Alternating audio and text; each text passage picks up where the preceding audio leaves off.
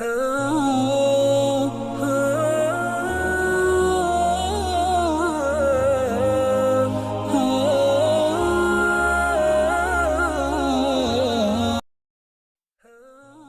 علیکم ورحمۃ اللہ وبرکاتہ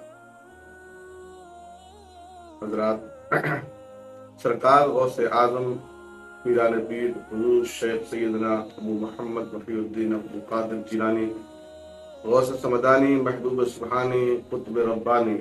پیر لاسانی حضور پیر پیرا میر میرا شاہدینہ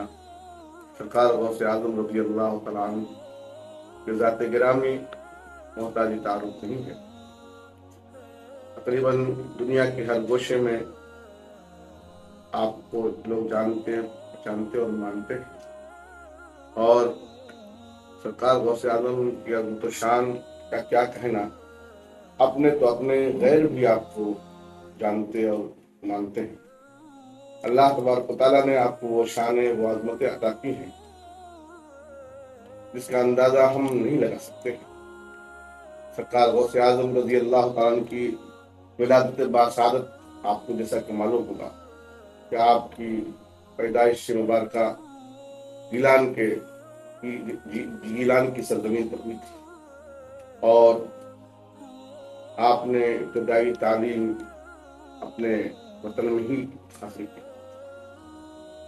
آپ پیدائشی ہوئی تھے اور نجیب الطرفین سید، یعنی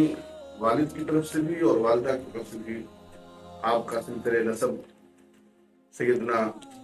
مولا کائنات علی مرتضیٰ رضی اللہ تعالیٰ عنہ تک پہنچتا ہے، امام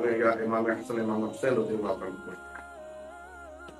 سرکار غوث اعظم رضی اللہ تعالیٰ عنہ کو اللہ نے وہ شان وہ عظمتیں عطا کی کہ میرے امام فرماتے ہیں، واہ کیا مرتبہ غوث ہے بالا تیرا، واہ کیا مرتبہ غوث ہے بالا تیرا، اونچے اونچوں کے سروں سے ہے، اونچے اونچوں کے سروں سے ہے قدم آلا تیرا۔ آپ سے پوچھا گیا کہ سرکار غوث اعظم رضی اللہ عنہ سرکار آپ کو اپنی ولایت کا علم کب ہوا؟ تو آپ خود فرماتے ہیں کہ جب میں مکتب جاتا تھا تو غیب سے آواز آتی تھی، افتحوا لولی اللہ، اللہ کے ولی کے لیے راستہ کشا۔ آپ نے اپنے زندگی کو خدا کی راہ میں لگا دیا تھا، اور تحصیل علم کرتے رہے، پڑھتے رہے، یہاں تک کہ جب آپ کی عمر مبارکہ 18 سال کی ہوئی تو آپ نے خواہش ظاہر کی اپنی والدہ محترمہ سے کہ سرکار والدہ محترمہ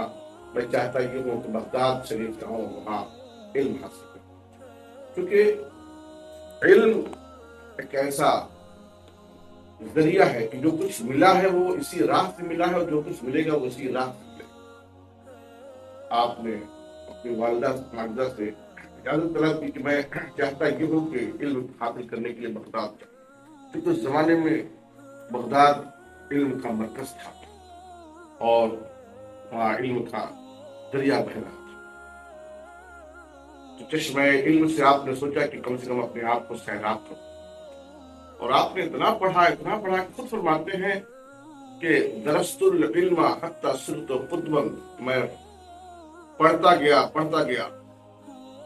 یہاں تک کہ میں قطبیت کے منزل پر پائے۔ سبحان اللہ، یہ مقام ہے سرکار غوث اعظم رضی اللہ عنہ کی۔ اور پھر جو مجاہدہ اور تزکیہ نفس کی منزلوں سے گزرے ہیں، جو ریاضت و مجاہدہ اور عبادت و بندگی کی ہے، اللہ اکبر، آپ اندازہ نہیں کر سکتے ہیں کہ آپ کبھی تو ایسا ہوتا تھا کہ کئی مہینے تک آپ بالکل کھانا چھوڑ دیتے تھے۔ ایک مرتبہ آپ نے نفس سے کہا کہ نفس اچھا تجھے کھانے کی عادت ہو گئی ہے، عبد القادر آج سے تیرا کھانا بنا، تو آپ نے کئی مہینے کھانا نہیں، خالی پانی پر روزے پہ روزہ رکھنے اور پانی کے ساتھ ہوتا ہے تو پانی پی لیا، پھر دوسرے دن روزہ رکھ لیا، پھر کچھ دنوں کے بعد خیال آیا کہ نفس تجھے پانی کا تجھے آج سے تیرا پانی بھی بند، اللہ اکبر، پھر پانی بھی بند کر، نہ کھانا ہے نہ پانی۔ یہ عالم تھا ریاضت و مجاہدے کا، پھر اللہ نے وہ نوازا ہے کہ اگر آپ کسی چیز کو حکم دے دیتے تھے تو من اللہ کی طرف سے اللہ تبارک تعالیٰ اس کو پورا فرماتا تھا۔ چنانچہ ایک مرتبہ بغداد کی سرزمین پر دریائے دجلہ میں تو غنی آ گئی اور ایسا لگا کہ اب دریائے دجلہ کا پانی بغداد کے شہر کو ڈبو دے اور دریا کا پانی بڑھتا رہا، شہر کی طرف رخ کر دیا اس نے۔ لوگ بارگاہ میں حاضر ہوئے اور اس کی سرکار